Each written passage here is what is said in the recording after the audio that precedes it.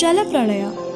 ದೀರ್ಘಕಾಲದ ನಂತರ ಅನೇಕ ಜನರು ಲೋಕದಲ್ಲಿ ಜೀವಿಸುತ್ತಿದ್ದರು. ಅವರು ಬಹಳ ಕೆಟ್ಟವರು ಮತ್ತು ಹಿಂಸಾತ್ಮಕರು ಆಗಿದ್ದರು. ಅವರ ಕೆಟ್ಟತನದ ನಿಮಿತ್ತ ಇಡೀ ಲೋಕವನ್ನು ದೊಡ್ಡ ಜಲಪ್ರಳಯದಿಂದ ನಾಶ ಮಾಡಲು ದೇವರು ನಿರ್ಧರಿಸಿದರು. ಆದರೆ ದೇವರು ನೋಹನಿಗೆ ದಯೆ ತೋರಿಸಿದರು. ಅವನು ಕೆಟ್ಟ ಜನರ ನಡುವೆ ಜೀವಿಸುತ್ತಿದ್ದರೂ ನೀತಿವಂತನಾದ ವ್ಯಕ್ತಿಯಾಗಿದ್ದನು. ದೇವರು ತಾನು ದೊಡ್ಡ ಜಲಪ್ರಳಯವನ್ನು ಬರಮಾಡುವುದಾಗಿ ನೋಹನಿಗೆ ಹೇಳಿ ದೊಡ್ಡ ನಾವೆಯನ್ನು ಕಟ್ಟಬೇಕೆಂದು ಹೇಳಿದರು. 140 ಮೀಟರ್ ಉದ್ದ, 23 ಮೀಟರ್ ಅಗಲ ಮತ್ತು 13.5 ಮೀಟರ್ ಎತ್ತರದ ನಾವೆಯನ್ನು ಕಟ್ಟಲು ದೇವರು ನೋಹನಿಗೆ ಹೇಳಿದರು. ಅದನ್ನು ಮರದಿಂದ ಕಟ್ಟಬೇಕು ಮತ್ತು 3 ಅಂತಸ್ತುಗಳನ್ನು, ಅದರಲ್ಲಿ ಅನೇಕ ಕೊಠಡಿಗಳನ್ನು, ಛಾವಣಿಯನ್ನು ಮತ್ತು ಕಿಟಕಿಯನ್ನು ಮಾಡಬೇಕು ಎಂದು ನೋಹನಿಗೆ ಹೇಳಲಾಯಿತು. ಆ ನಾವೆ ಜಲಪ್ರಳಯದ ಸಮಯದಲ್ಲಿ ನೋಹನನ್ನು, ಅವನ ಕುಟುಂಬವನ್ನು ಮತ್ತು ಸಕಲ ವಿಧವಾದ ಭೂಪ್ರಾಣಿಗಳನ್ನು ಸುರಕ್ಷಿತವಾಗಿ ಕಾಪಾಡುವುದಾಗಿ ದೇವರು ತಿಳಿಸಿದರು. ನೋಹನು ದೇವರಿಗೆ ವಿಧೇಯನಾದನು.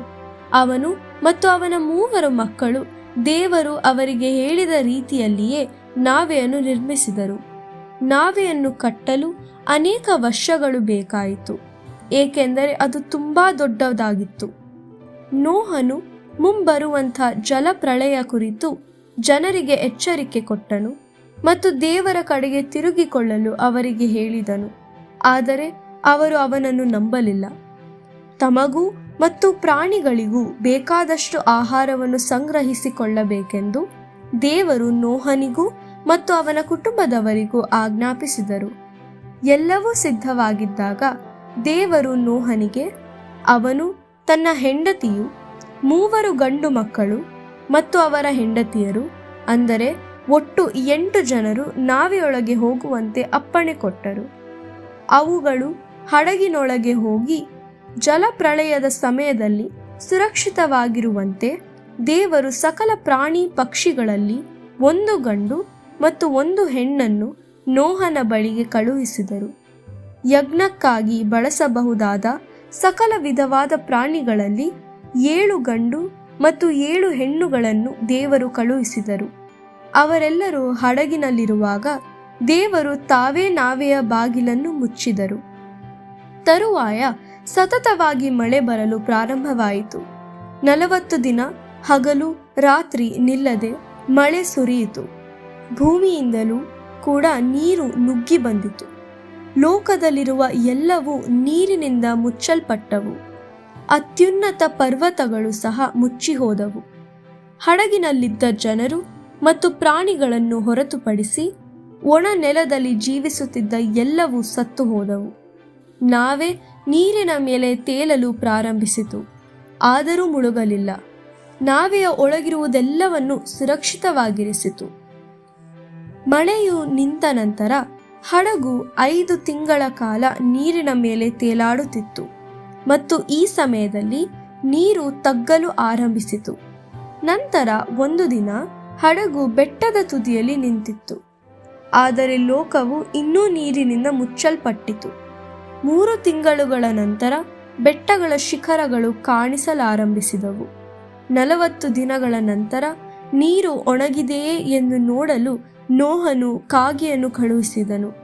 ಕಾಗೆಯು ಒಣ ನೆಲವನ್ನು ಹುಡುಕುತ್ತಾ ಹೋಗುತ್ತಾ ಬರುತ್ತಾ ಇತ್ತು, ಆದರೆ ಅದಕ್ಕೆ ಏನೂ ಸಿಗಲಿಲ್ಲ.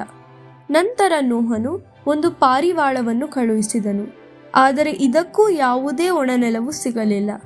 ಆದ್ದರಿಂದ ಅದು ನೋಹನ ಬಳಿಗೆ ಹಿಂತಿರುಗಿ ಬಂತು. 1 ವಾರದ ನಂತರ ಆತ ಮತ್ತೆ ಪಾರಿವಾಳವನ್ನು ಕಳುಹಿಸಿದನು. ಅದು ಅದರ ಕೊಕ್ಕಿನಲ್ಲಿ ಎಣ್ಣೆ ಮರದ ಚಿಗುರನ್ನು ತೆಗೆದುಕೊಂಡು ಹಿಂತಿರುಗಿ ಬಂತು.